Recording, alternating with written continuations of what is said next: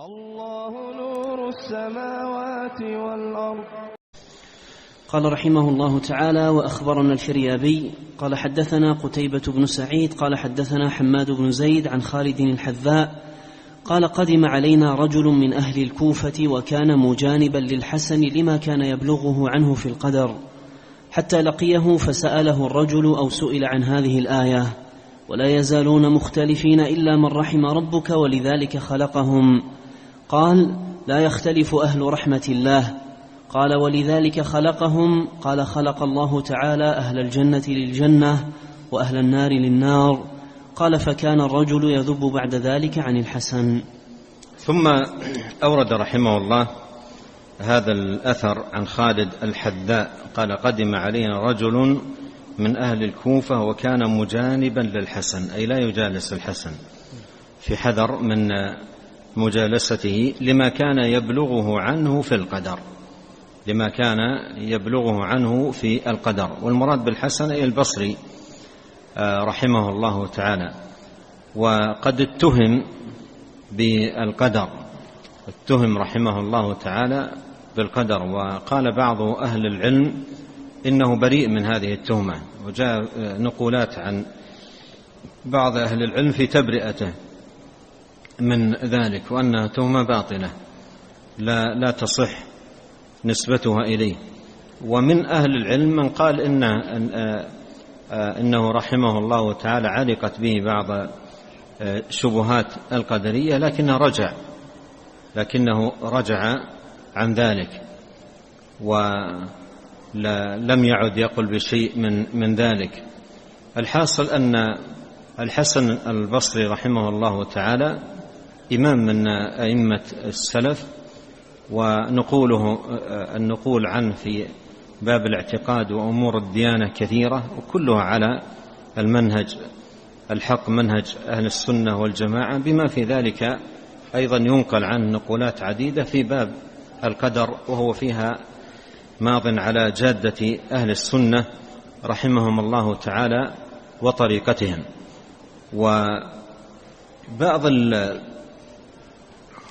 المعتزلة يدعون أنه منهم، بل بلغ الأمر إلى أن كذب عليه رسالة باطلة في القدر، ادعوا أنها من تأليف الحسن البصري، حتى إنها طبعت في هذا الزمان منسوبة إليه، وهي على طريقة المعتزلة، ولا تصح نسبتها بحال إلى الإمام الحسن البصري رحمه الله تعالى. بل ما ينقل عنه في كتب السنة مما نقله عنه أئمة السلف رحمه الله تعالى كافية في إبطال ما جاء في تلك الرسالة المنسوبة إليه زورا وبهتانا رحمه الله تعالى. يقول خالد الحذاء أن رجل من أهل الكوفة كان مجانبا للحسن، أي مجانبا لمجالسته وحضور مجالسه لما كان يبلغه عنه في القدر، لما كان يبلغه عنه في القدر. هنا انتبه إلى أمر جدير بأن تنتبه له. أحيانا بعض أهل العلم ينقل عنه كلام حتى في جوانب من الاعتقاد، إما أن يكون الناقل فهمه خطأ، أو يكون العالم في تلك المرة الواحدة زل لسانه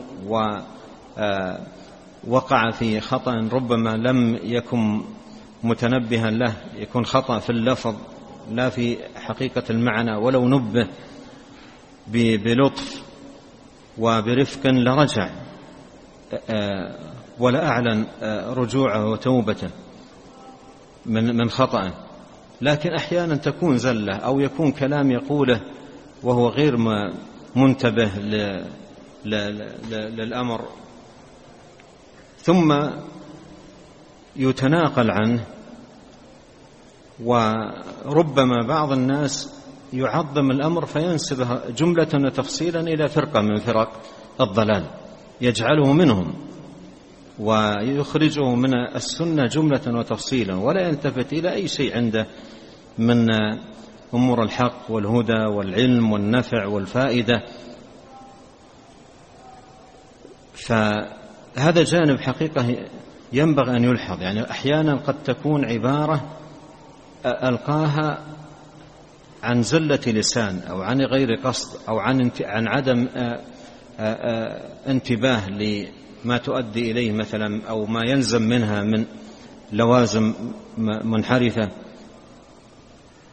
فتنقل عنه ولو نوصح فيها وبين له لرجع عن قالته وحصل خير عظيم. يذكرون من القصص في هذا الباب قصة نقلها فيما أذكر ابن العربي في تفسيره، وذكر أن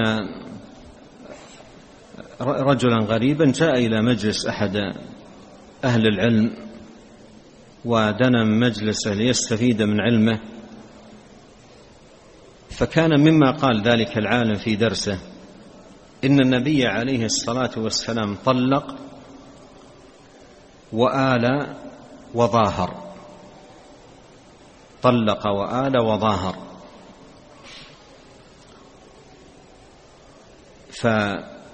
فاستعظم هذا الغريب قول هذا العالم في وصف النبي عليه الصلاة والسلام بأنه ظاهر، والله سبحانه وتعالى وصف الظهار بأنه منكر من القول وزورا، أن يقول الرجل لزوجه أنت علي كظهر أمي، وصف الله بأنه منكر من القول وزورا، فاستعظم هذا الرجل ذلك. والطلاب الذين في المجلس ما انتبهوا لهذه الزلة، فتبع هذا الغريب ذلك الشيخ ومعه بعض طلابه ودخلوا مجلسه فدخل معهم، ثم لما طال المجلس قال التفت الشيخ إلى هذا الغريب قال كأن لك حاجة؟ قال نعم، يعني حاجة خاصة. فقال لطلابه يعني اتركوا المجلس لي وله. فلما انصرف الطلاب بقي هو والشيخ وحده، ذكر استفادة منه ومجيئه للانتفاع من علمه، وقال إنك قلت في الدرس إن النبي صلى الله عليه وسلم طلق، وهذا حق دلت عليه النصوص والدلائل، وآل وهذا أيضا حق، آل شهرا من نساء عليه الصلاة والسلام، وقلت ظاهر وهذا لا دليل عليه، بل إن الله وصفه بأنه منكر من القول وزورا، ولا طفه وبين له ذلك برفق. فدعا له الشيخ واستحسن جدا طريقته، استحسن طريقته في البيان. يقول فمن الغد بكرت لمجلسه حتى أقرب منه وأستفيد، فوجدت أني سبقت في الدرس والطلاب ملأوا الأماكن القريبة من الشيخ، والشيخ بدأ بالدرس. يقول فلما أقبلت قطع الدرس وقال افسحوا لشيخي، مرحبا بشيخي افسحوا له. يقول ما أخذت الأرض تقلني من وصف أمرا عجيبا. القصة تجدونها في كتاب أظنها في كتاب التفسير لابن العربي، قصة عجيبة فيها أن مثل هذا اللطف ومثل هذا الرفق هو الذي بإذن الله سبحانه وتعالى تتحقق به المصالح. وقد يكون العالم قال الكلمة عن غير قصد، عن زلة لسان، لو نوصح برفق لتركها مباشرة، لو بين له بلطف لا وأعلن توبته، قال إني أتوب إلى الله مما قلت بالأمس، وبين أن هذا الشاب هو الذي أوضح له ذلك وهو الذي بين له، وذكر طريقة الشاب ذكرها للطلاب، فكان درسا وعبرة عظيمة جدا في هذا الباب العظيم. هنا انظر هذه القصة، هذا الرجل بلغه عن الحسن كلام في القدر، فكان يجانب مجلسه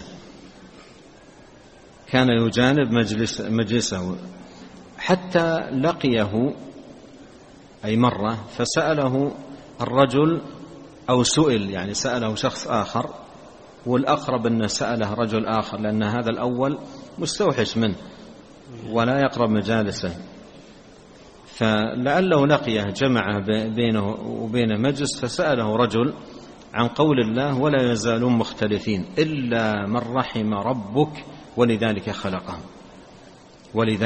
خلقهم. قال لا يختلف أهل رحمة الله، لا يختلف أهل رحمة الله، من رحمهم الله لا يختلفون بل هم على الحق والهدى، ولذلك خلقهم. قال خلق الله تعالى أهل الجنة للجنة وأهل النار للنار، وهذا واضح تماما في أنه يثبت الإيمان بالقدر، وأنه بريء من مقالة المعتزلة نفاة القدر. المعتزلة ما يقولون إن الله خلق أهلا للجنة وخلق أهلا للنار، أبدا لا يقولون ذلك.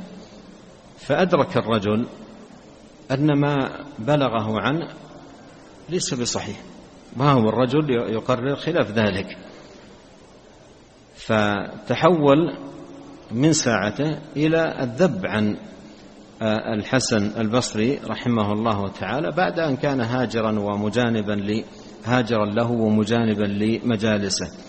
قال فكان الرجل يذب بعد ذلك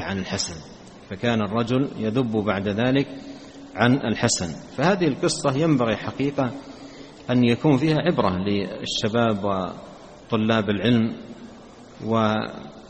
والاستفادة من هذه الأخبار العظيمة وحسن التأمل لها. له بإذن الله سبحانه وتعالى أثره في طريقة التعامل بحيث تكون بإذن الله تبارك وتعالى طريقة مسددة سالمة من الخلل. نعم.